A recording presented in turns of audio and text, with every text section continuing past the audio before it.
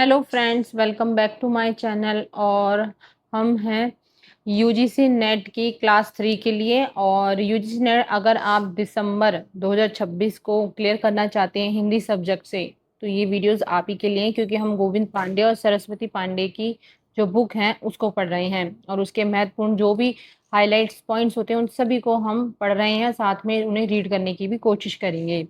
और आज जो है ये क्लास 3 है और क्लास 3 में मैंने जो है ये बुक की पीडीएफ है।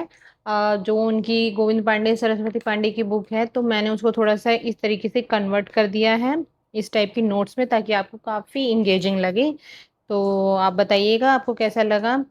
तो आगे की वीडियो में भी इस तरीके से कंटिन्यू करें या फिर आपको बुक की पीडीएफ से ही पढ़ाएं, ये भी ज़रूर बताइएगा। तो आगे है वैदिक व्यंजनों की संख्या, हमारा टॉपिक यही था 39। ठीक है। संयुक्त स्वर कौन से थे? ए ओ ए ओ। ठीक है। और इनके स्थान है यहाँ सारे में। ठीक है। पूरी जो ये है डायग्राम जो भी बना पड़ा है, ये टेबल है, सॉरी। तो ये भी अगर आपको याद हो जाए तो बहुत अच्छी बात है, क्योंकि इस टेबल के माध्यम से आप बहुत कुछ याद कर लेंगे। ठीक है। तो चलिए वन बाय वन करके हम इसको करते हैं। कंठ से, कंठ से क्या बोले जाते हैं? ठीक है। तालव्य से कौन से आते हैं? ठीक है।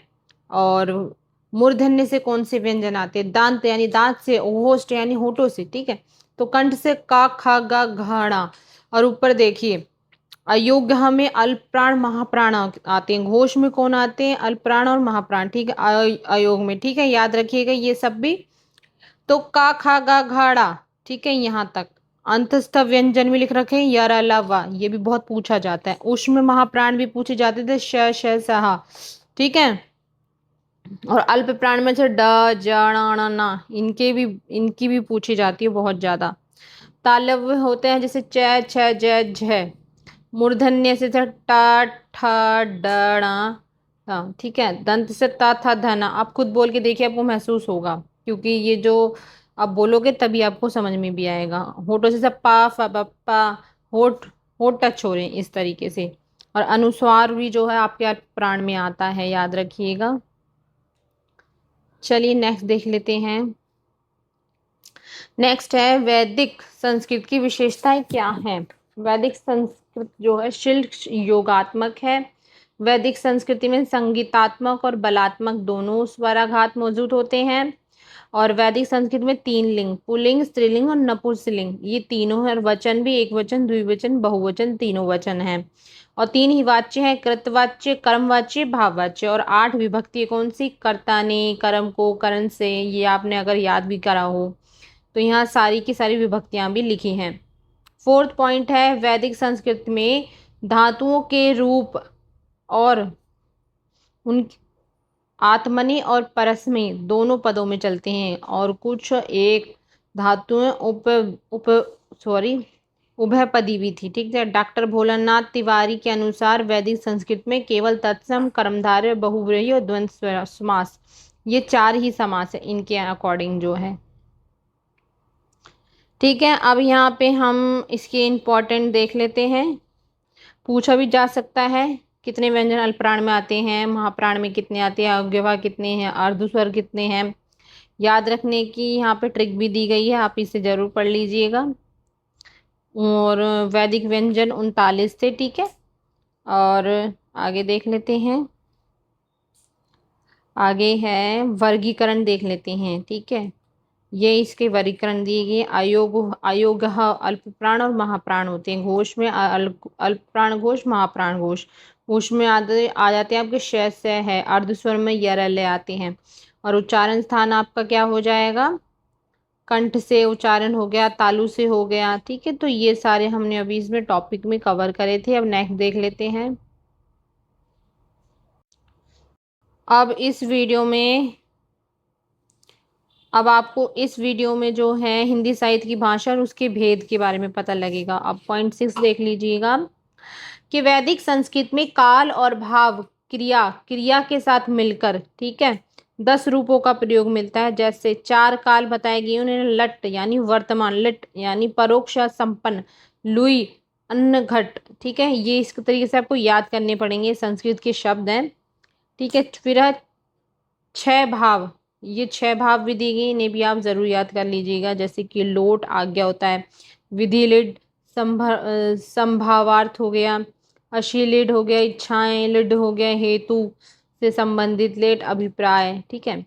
और क्रिया के 10 काल और भेव को ही लकार भी कहा जाता है। 7वां पॉइंट है वैदिक संस्कृत में क्रियाओं को भिन्न भिन्नता के अनुसार 10 धातुओं को 10 गणों में विभक्त किया है। कौन से हैं ये गण? ये रे, जैसे विकरण गण, गण विकरण गण, ठीक है, ध्वाचियाणा, ये इस तरीके के इन्होंने जो है इसमें, मैं आपको पास से दिखा देती हूँ, ये पास से देखिए कुछ इस तरीके से, जैसे गण में तुदादी, ठीक है, राशादी, तनादी, ये सब आएंगे। फिर है लौकिक संस्कृति, देख लेते हैं लौकिक संस्कृति।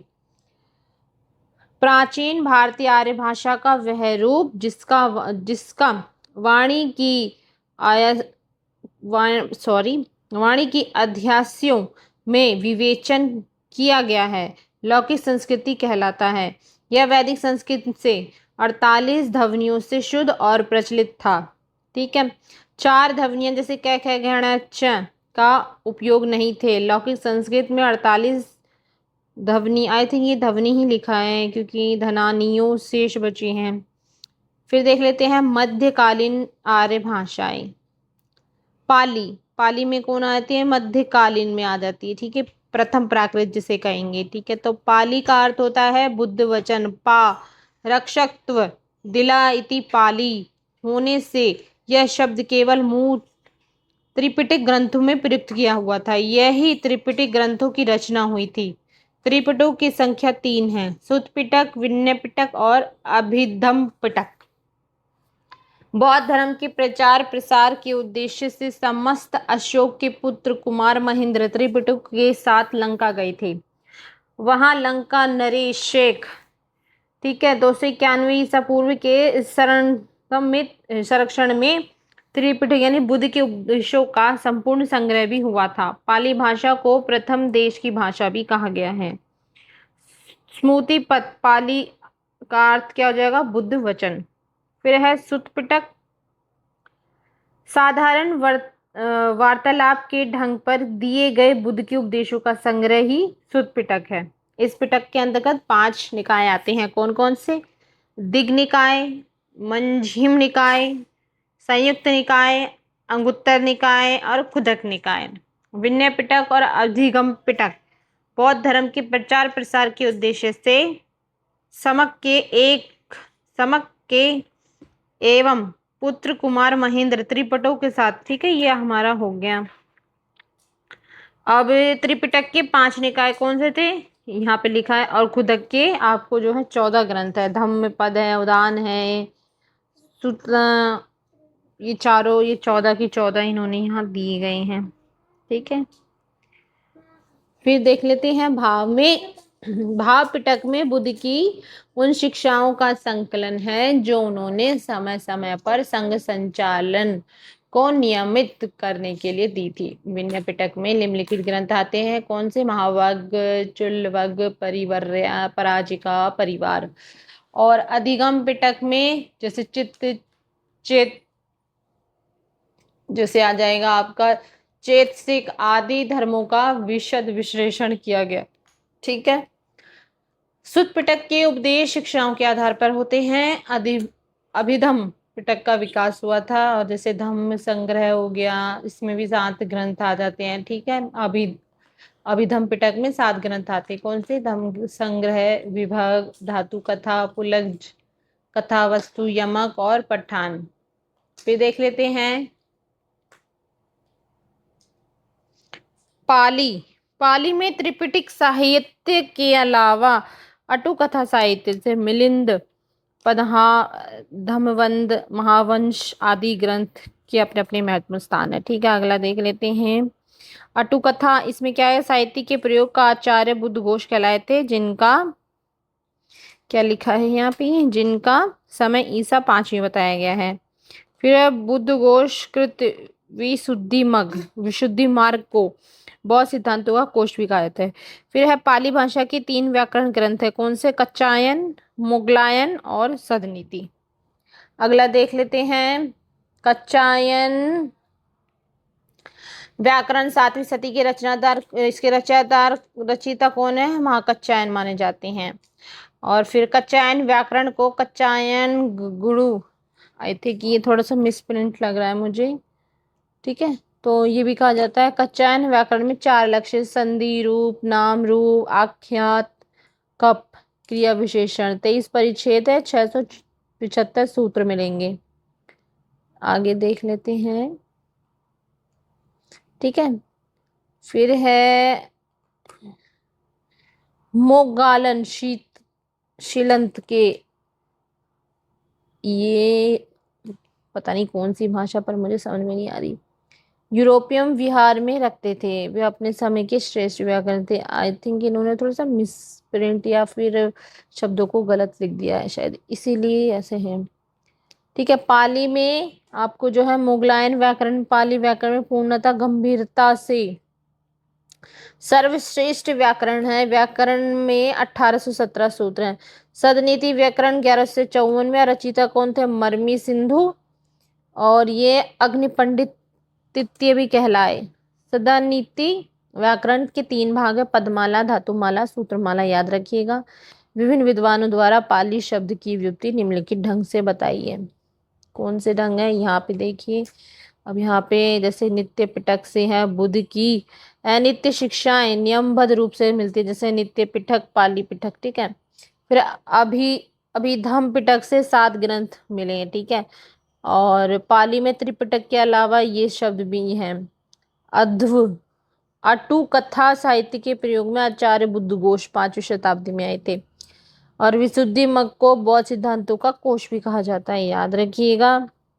ये महत्वपूर्ण जो हैं आपको बिंदु याद रखनी है। जैसे वैदिक संस्कृति में 10 काल, 6 भाव, 10 लकार हैं। लौकिक संस्कृति में आपके 48 ध्वनियों का शेष है। पाली प्रथम प्राकृत बुद्ध वचन है। त्रिपिटक में 3 हैं, ठीक है। और स्मृति मंत्र भी याद रखने हैं, ठीक है। और ये हमने आज याद किया था या इस लेक्चर में किया है। तो आज की वीडियो कैसी लगी ज़रूर बताइएगा। मिलते हैं नेक्स्ट वीडियो में, तब तक के लिए आप सभी का बहुत बहुत शुक्रिया।